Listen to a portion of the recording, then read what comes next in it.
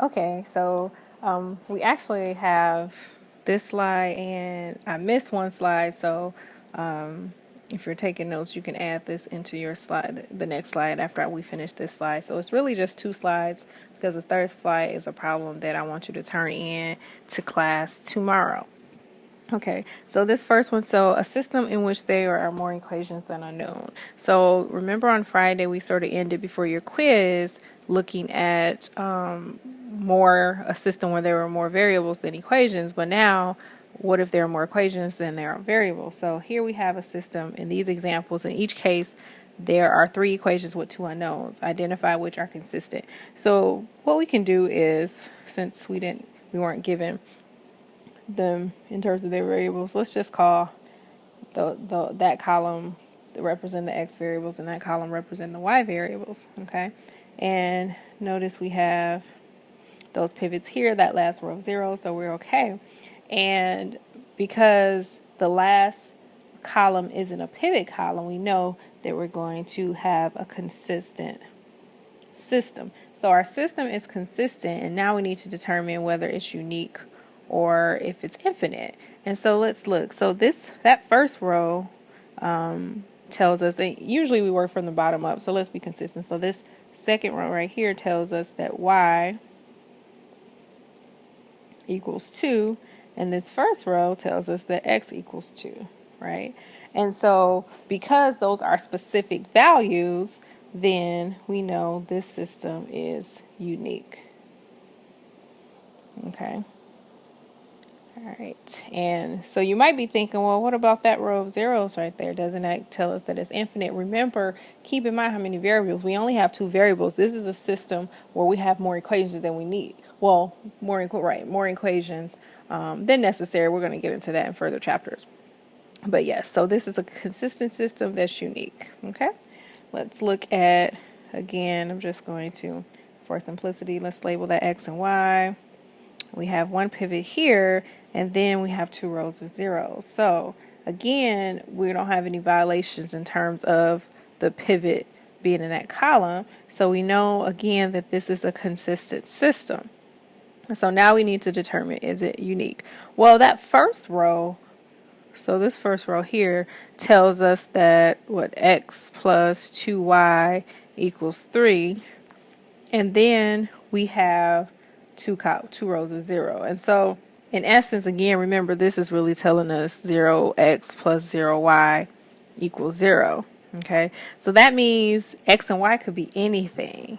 And so because of that, y, in fact, remember from the definition I gave you on Friday, that your pivot column represents your basic variables and any of your remaining variables are your free variables. And if you have a free variable, if you have at least one free variable, then your solution will not be unique. So this is infinite solutions. Okay. All right, and then here again, let's call that x, call that y. We have a pivot here, and we have a pivot there, and there we go. It fails. Remember, if we have a pivot in our last column, then it is not consistent. So this is inconsistent.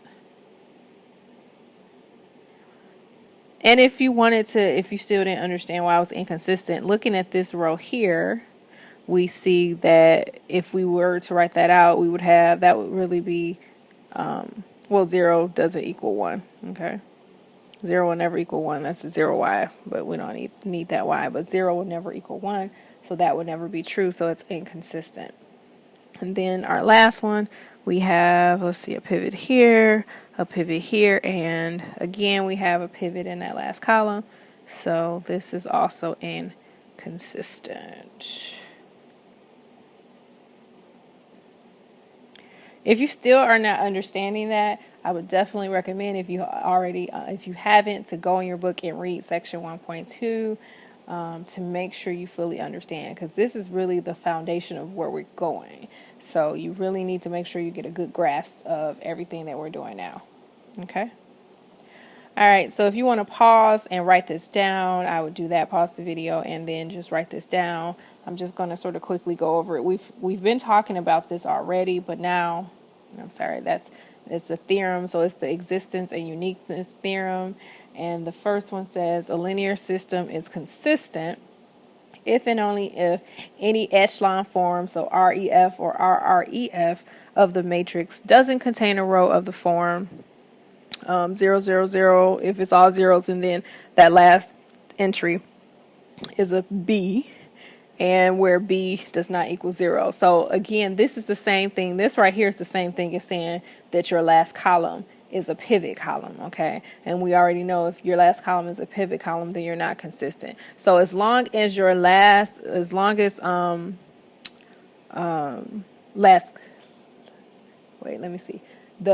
last entry isn't a pivot column. I want to make sure I'm saying that right. And again, look, you can look in the book. I want to make sure that yes, that we're saying this right. But here, so again, a linear system is consistent if and only if any echelon form of the matrix doesn't contain a row, okay? So this doesn't necessarily have to be the last row. So it's saying the same thing as what we've been doing in terms of saying the last, it can't be a pivot column in the last row. But now this is saying a row of any form, okay? And I don't want to keep saying this because I feel like I'm going to confuse you because I'm confusing myself a little bit. But basically, if you have a row of zeros anyway, if you have a row of zeros anyway, then it should be at the bottom, okay? But this is just saying if you have a row. So this is saying since we're not assuming that it's an RREF, it could be an REF. And another thing to make sure you make a note of is REF, if you reduce the matrix to REF, it's not unique. But RREF, reduced row echelon form, it's always unique. So if you're working on homework or doing problems together, you might not have the same matrix for your REF, but your RREF should always be the same because it's unique, okay? And the second, if a system is consistent and contains at least one free variable, then it's not unique. And we sort of talked about that already as well, okay?